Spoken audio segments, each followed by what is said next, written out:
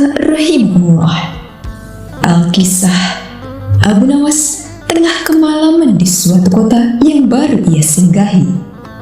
Angin yang berhembus kencang membuat kedinginan hingga menusuk ke dalam tulang. Apalagi kala itu, ia sudah merasakan kantuk yang begitu berat. Ia pun pergi berkeliling di tengah malam mencari rumah untuk menumpang menginap. Akan tetapi, tidak ada satupun rumah penduduk yang penghuninya masih terjaga. Mereka semua sudah tertidur lelap. Tiba-tiba pandangannya tertuju pada sebuah bangunan megah yang menjulang tinggi. Ketika ia mendekati bangunan tersebut, ternyata pintunya tidak dikunci. Setelah ia masuk ke dalamnya, tampaklah beberapa kursi panjang berjejer rapi.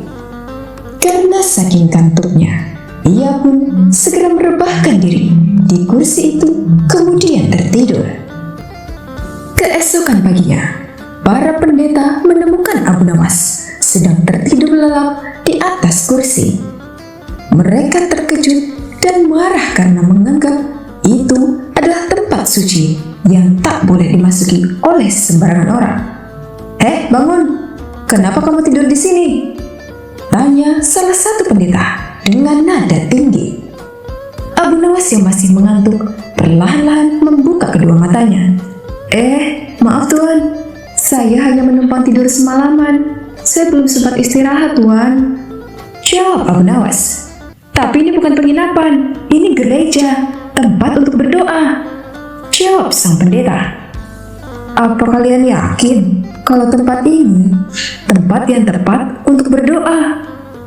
Tanya Abu Nawas. Tentu saja, kami setiap minggu berdoa di sini dan keinginan kami selalu dikabulkan, jawab salah satu pendeta. Oh ya, benarkah? Tapi kenapa doaku tadi malam tidak terkabul ya? Tanya Abu Nawas. Kamu berdoa di sini? Kamu kan Muslim. Doa apa yang kamu panjatkan di sini? Tanya pendeta balik.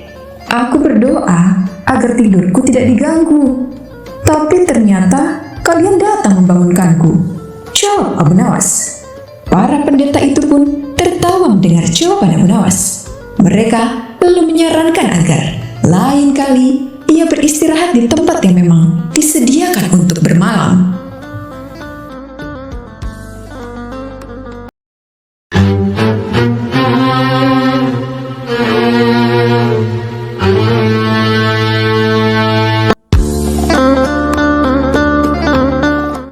Sobat Azul rahimakumullah, tidak seperti biasa. Hari itu, Baginda Raja tiba-tiba ingin menyamar menjadi rakyat biasa. Beliau ingin menyaksikan kehidupan di luar istana tanpa sepengetahuan siapapun, agar lebih leluasa bergerak.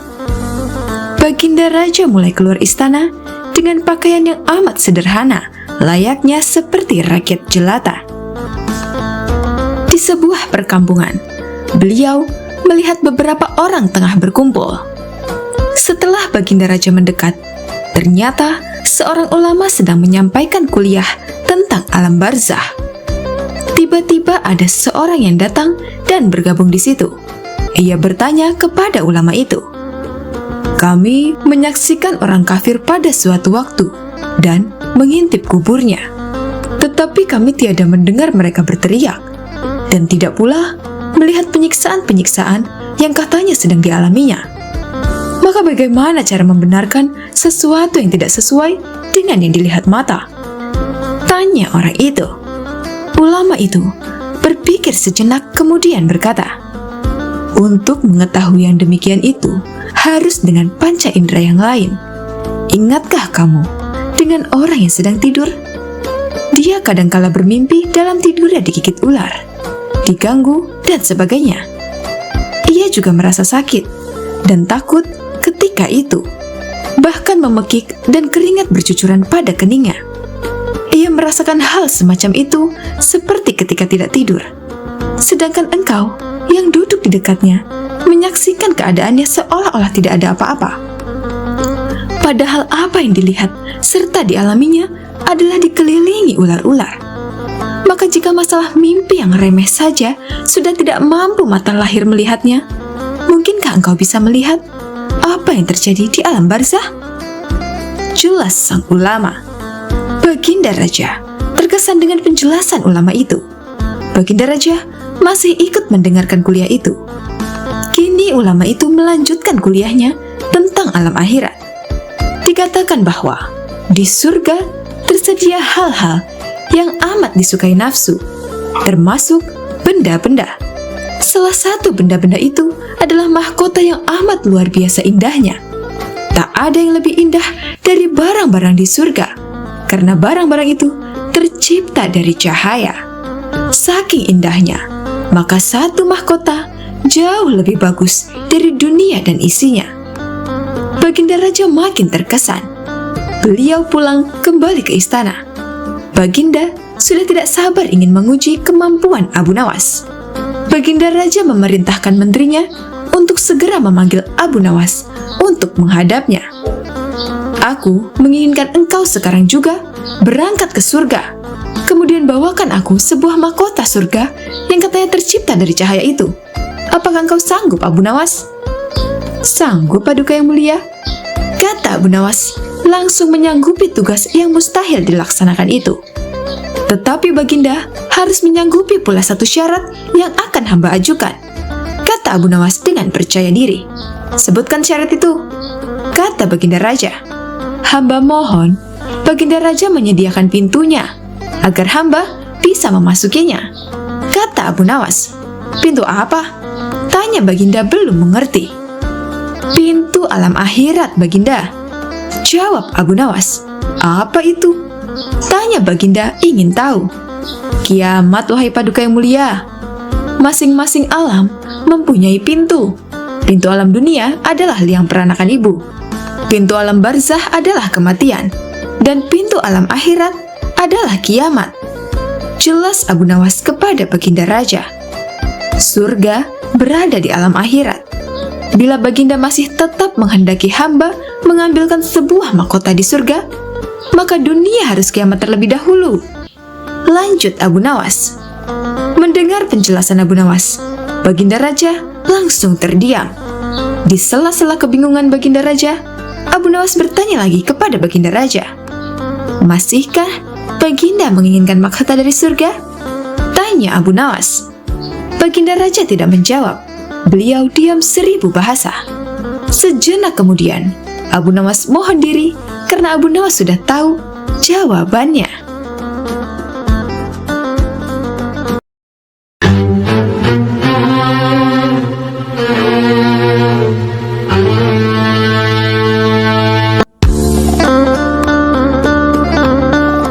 Sobat Ahzul rahimakumullah.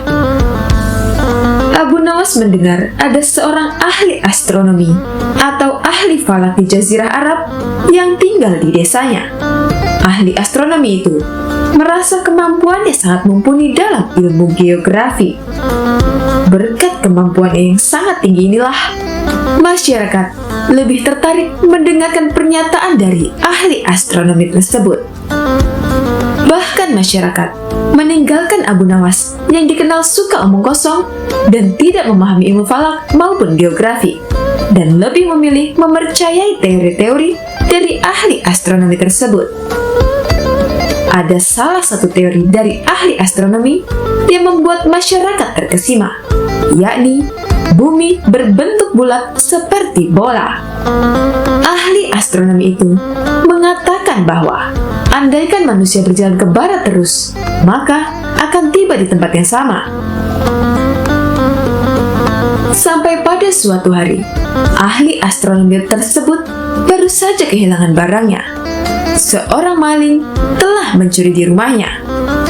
Di saat yang sama, Abu Nawas sedang melintas di daerah rumahnya. Ahli astronomi itu lantas berteriak dan meminta tolong kepada Abu Nawas. Dengan terengah-engah, ahli astronomi itu pun berkata, "Hai Abu Nawas, tolonglah aku. Aku baru saja kehilangan barang. Maling baru saja mencuri barangku. Tolong bantu kejar malingnya." Abu Nawas bertanya kepada ahli astronomi tersebut, "Lari kemana malingnya?" Sang ahli astronomi pun segera menjawab, "Malingnya lari ke barat, Abu Nawas."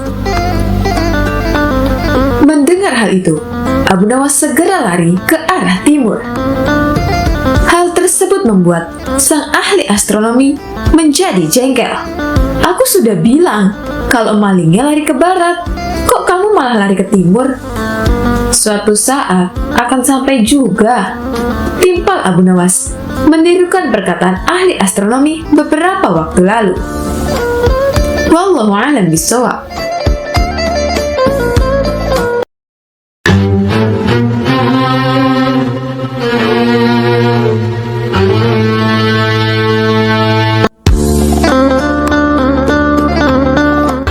Sobat Azul rahimakumullah, kisah tentang Abu Nawas sang wali sufi yang dikenal jenaka memang seakan tidak pernah ada habisnya. Satu kisah menarik tentang Abu Nawas sang wali sufi yang saat itu lupa akan hari hingga keledai miliknya menjadi korban dan menjadi kambing hitam dari ingatannya.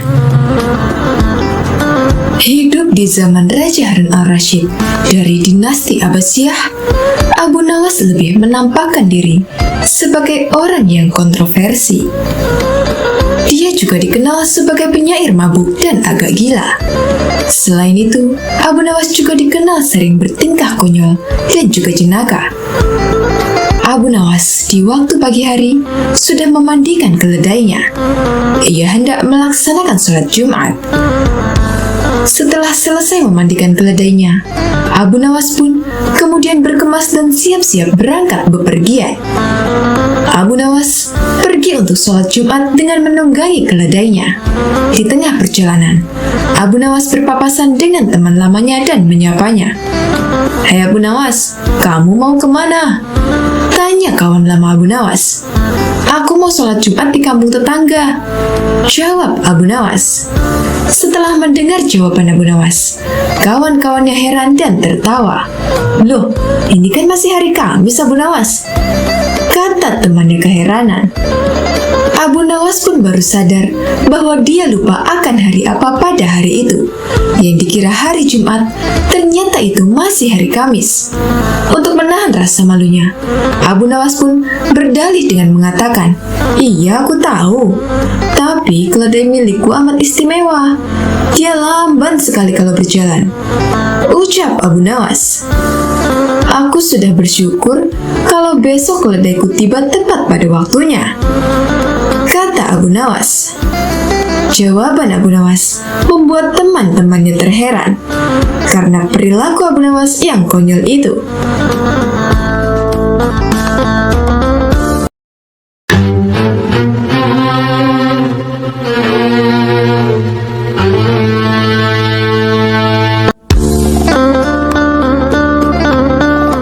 Sobat Azul rahimakumullah, suatu hari, Abu Nawas terlihat berjalan sendirian menuju masjid untuk menunaikan sholat subuh. Setibanya di masjid, Abu Nawas melihat para jemaah sudah banyak yang berkumpul. Saat itu azan subuh belum berkumandang. Masing-masing dari jamaah itu sibuk dengan ibadahnya. Ada yang berzikir, ada yang sholat sunnah, ada juga yang membaca Al-Quran sembari menunggu datangnya waktu subuh. Singkat cerita, setelah selesai menunaikan sholat subuh, para jamaah mulai beranjak meninggalkan masjid. Ketika sampai di dalam masjid, Abu Nawas terlihat senyum-senyum sendiri sambil memandangi topinya. Tentu saja, tingkah Abu Nawas membuat para jamaah penasaran dan bertanya-tanya.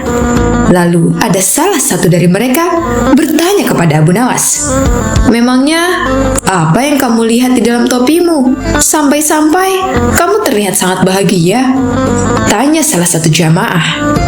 "Aku melihat surga dan para bidadari di dalam topiku," kata Abu Nawas. Mendengar jawaban demikian, para jamaah berbondong-bondong menghampiri dan mendekati Abu Nawas. "Sini coba aku lihat," kata mereka. "Saya tidak yakin kamu bisa melihat seperti apa yang aku lihat," ujar Abu Nawas. "Memangnya kenapa, Abu Nawas?" kata para jamaah serempak bertanya, karena sama-sama semakin penasaran. Dengan mimik wajah serius, Abu Nawas menjelaskan, sebab hanya orang-orang beriman dan soleh saja yang bisa melihat surga dan bidadari di dalam topiku ini. Jawab Abu Nawas. Coba aku yang lihat, kata salah satu jamaah. Abu Nawas pun mempersilahkan dengan memberikan topinya kepada orang tersebut. Setelah melihat ke dalam topi itu, sejenak orang tersebut menatap ke arah Abu Nawas, kemudian menengok ke orang di sekelilingnya. Benar, aku melihat surga dan bidadari. Luar biasa sekali. Kata orang itu berbohong karena takut dikatakan orang yang tidak soleh dan kurang beriman. Benarkah? Coba aku ingin melihatnya, sahut jamaah lainnya. Setelah melihat ke dalam topi Abu Nawas, dia tidak melihat apa-apa. Namun, lagi-lagi karena gengsi, bila dikatakan orang yang tidak soleh dan tidak beriman, dia pun terpaksa berbohong. Oh iya benar, aku melihat bidadari yang cantik jelita, kata jemaah itu. Satu persatu dari mereka mencobanya, dan jawaban pun sama karena gengsi, takut dibilang bukan orang soleh dan kurang beriman.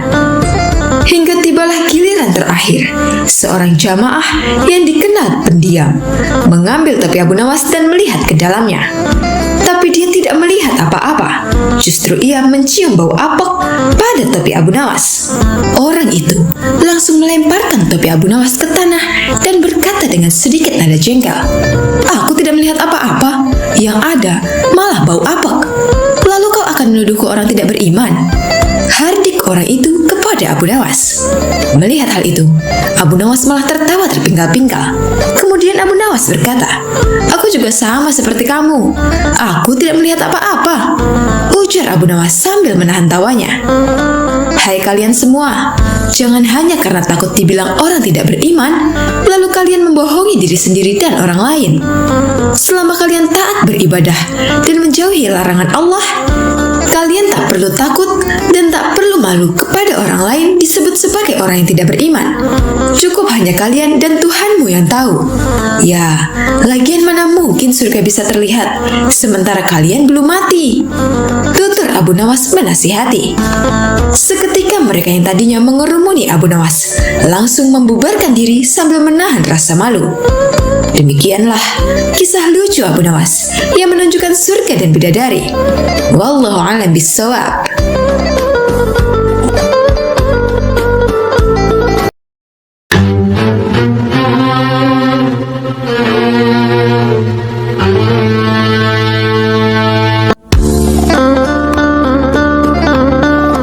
Sobat Azul rahimakumullah. Dikisahkan, kala itu sejumlah penduduk Baghdad berkumpul di depan istana Khalifah Harun al-Rasyid. Sebagian berteriak dan meminta agar Abu Nawas segera ditangkap. Para penduduk protes karena baliho raksasa milik Abu Nawas yang dipasang di depan rumahnya yang berbunyi, dijual cepat, matahari Baghdad. Siapa cepat dapat bonus anak unta. Penduduk lainnya merasa panik dan kasak-kusuk di depan istana. Mereka takut sekaligus bingung. Jika matahari Baghdad dijual, maka bagaimana mereka bisa hidup? Abu Nawas, kamu serius mau menjual matahari? Tanya Khalifah Harun al-Rasyid sambil mengamati massa yang membludak di depan istananya. Benar Baginda, supaya kita bisa ikut cara mereka menggunakan otak, jawab Abu Nawas. Maksudnya bagaimana? Khalifah kembali bertanya. Begini Baginda, apakah Baginda senang infrastruktur di Baghdad terbangun hebat di zaman Baginda? Baginda bangga bisa menjadi teladan bagi rakyat bahwa selama menjabat jadi khalifah, Baginda tidak korupsi. Baginda senang tidak mempertontonkan keserakahan dengan menguasai ratusan ribu hektar padang pasir. Padahal, Baginda bisa melakukannya dengan kekuasaan yang sekarang Baginda genggam. Beber Abu Nawas. Khalifah Harun al-Rasyid yang bingung lantas meminta Abu Nawas untuk menjelaskan maksud dari ucapannya. Abu Nawas, cobalah ke inti masalahnya. Jika Baginda turun dan tanya massa yang sekarang berdemonstrasi itu, ketahuilah bahwa mereka akan menjawab, buat apa bangun infrastruktur? Infrastruktur tidak bisa dimakan. Jadi, jalan-jalan mulus yang Baginda bangun selama ini, puluhan bendungan yang Baginda banggakan, lapangan terbang, rel kereta api di Koramabad, pasar-pasar di Kirkuk, itu semua percuma karena tidak bisa dimakan. Kata Abu Nawas menjelaskan. Khalifah Harun Ar-Rasyid hanya terdiam. Baginda bangga tidak korupsi, anak Baginda jual pisang goreng. Itu malah membuat mereka marah dan cemburu. Buat mereka, Baginda mestinya korupsi, agar mereka tak repot-repot lagi bikin isu yang tak masuk akal. Wah, pokoknya banyak Baginda. Lalu apa hubungannya dengan menjual matahari? Tanya Khalifah Harun Ar-Rasyid. Abu Nawas kemudian menjelaskan apa yang dianggap Khalifah Harun Ar-Rasyid sebagai prestasi nasional justru dianggap pemborosan dan membebani negara karena mereka terbiasa melihat prestasi yang ada di ruang gelap. Di ruang gelap, gadis cantik tak terlihat, sebatang emas bisa dianggap besi. Tapi, kalaupun mata mereka tak melihat di ruang gelap, bukankah telinga mereka mendengar? Hati mereka terbuka? Bagaimana mungkin mereka menuduhku memusuhi ulama padahal wakilku sekarang adalah ulama yang besar? Jikapun mereka tak suka aku, bukankah kepada mereka sekarang aku sodorkan ulama yang dulu mereka klaim mereka bela? Mengapa sekarang mereka tinggalkan? Abu Nawas kemudian berkata, Baginda, itulah enaknya melihat dunia di ruang gelap sambil terbalik. Kita bisa menikmati apa yang mereka nikmati selama ini. Baginda tidak capek berpikir rasional. Khalifah Harun Al-Rasyid kembali terdiam. Abu Nawas lanjut menjelaskan. Percayalah Baginda, hanya dengan melihat segala sesuatu di kegelapan, Baginda akan paham mengapa selama ini mereka melihat infrastruktur megah, pemerataan pembangunan di daerah tertinggal, semuanya sama sekali tidak berguna karena tak bisa dimakan. Mohon jangan katakan, infrastruktur memang tak bisa dimakan, tapi dengan infrastruktur kita semakin mudah cari makan. Itu cara berpikir rasional dan normal Paduka. Masa di depan istana semakin membeludak. Khalifah Harun Al-Rasyid masih terdiam. Ia lantas memberi isyarat membenarkan ucapan Abu Nawas. Jadi, boleh saya menjual matahari? Kisah ini menunjukkan bahwa Abu Nawas sebagai pribadi yang cerdas dan peduli. Mimpi tak akan nyata karena keajaiban. Butuh keringat, kebulatan tekad, dan kerja keras untuk mewujudkannya. Wallahu a'lam bishawab.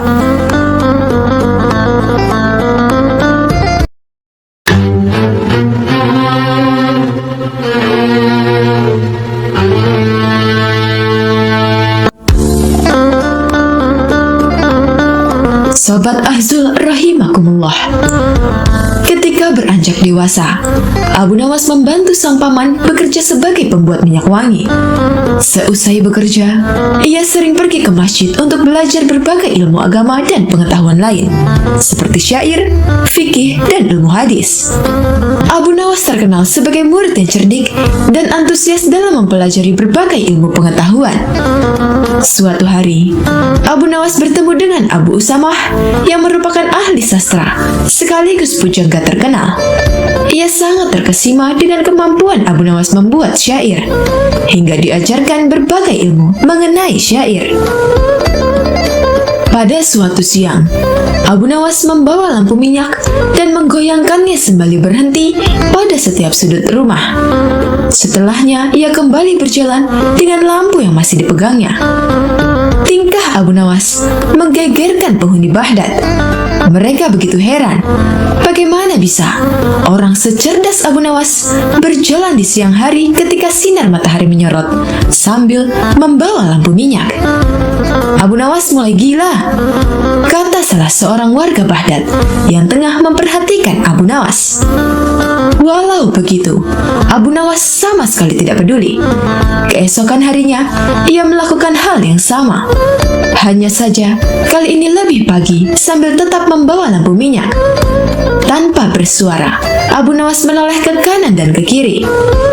Beberapa orang menyaksikan tingkah Abu Nawas, lantas bertanya kepada Abu Nawas, apa yang sebenarnya ia cari di siang hari dengan lampu di tangannya.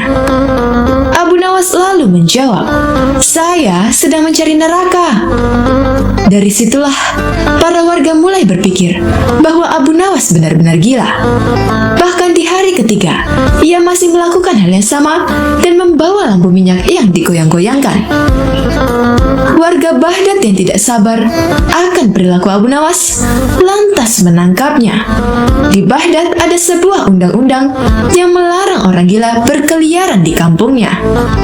Sejumlah musuh politik Harun al-Rashid justru gembira melihat Abu Nawas ditangkap. Mereka menganggap ketidakwarasan Abu Nawas bisa dijadikan sebagai senjata untuk menyudutkan wibawa sang khalifah. Malu bukan main atas perilaku Abu Nawas. Khalifah Harun al-Rashid bertanya dengan nada tinggi, Abu Nawas, apa yang kamu lakukan dengan lampu minyak itu di siang-siang? Hamba mencari neraka, Paduka yang mulia. Jawab Abu Nawas lancar, tidak ada tanda-tanda bahwa dirinya gila. Kamu gila, Abu Nawas. Kamu gila. Tidak, Paduka. Merekalah yang gila. Siapa mereka? Abu Nawas kemudian meminta orang-orang yang tadi menangkap dan menggiringnya menuju istana untuk dikumpulkan. Setelah berkumpul di depan istana, Abu Nawas didampingi Khalifah Harun mendatangi mereka. Wahai kalian, orang yang mengaku waras, apakah kalian selama ini menganggap orang lain yang berbeda pikiran dan berbeda pilihan dengan kalian adalah munafik? Tanya Abu Nawas. Benar, jawab orang-orang itu yang berjumlah ribuan. Apakah kalian juga yang menyatakan para munafik itu sesat? Betul, dasar sesat. Jika mereka munafik dan sesat, apa konsekuensinya? Orang munafik pasti mereka masuk neraka. Dasar munafik kamu. Mendengar itu, Abu Nawas kembali menimpali. Baik, jika saya munafik, sesat dan masuk neraka, di mana neraka yang kalian maksud? Punya siapa neraka itu? Saat berucap demikian, Abu Nawas mengangkat tinggi-tinggi lampu di tangannya. Ini dilakukan seakan-akan dirinya sedang mencari sesuatu. Jawaban Abu Nawas membuat orang-orang yang berada di depan Khalifah Harun habis kesabaran. Mereka merasa diledek dengan mimik Abu Nawas. Abu Nawas, tentu saja neraka ada di akhirat, dan itu milik Allah Subhanahu wa Ta'ala. Kenapa kamu tanya? Paduka, mohon maaf. Tolong sampaikan kepada mereka, jika neraka ada di akhirat dan yang punya neraka adalah Allah. Kenapa mereka di dunia ini gemar sekali menentukan orang lain untuk masuk neraka? Tanya Abu Nawas. Apakah mereka ini asisten Allah yang tahu bocoran tentang catatan Allah? Atau jangan-jangan merekalah yang gila? Lanjut Abu Nawas. Ucapan Abu Nawas membuat Khalifah Harun al-Rashid tertawa. Sungguh jenaka sosok Abu Nawas di mata Khalifah Harun. Ia lalu berkata sambil masih tergelak, Abu Nawas, besok siang lanjutkan mencari neraka. Jika sudah ketemu, jebloskan orang-orang ini ke dalamnya.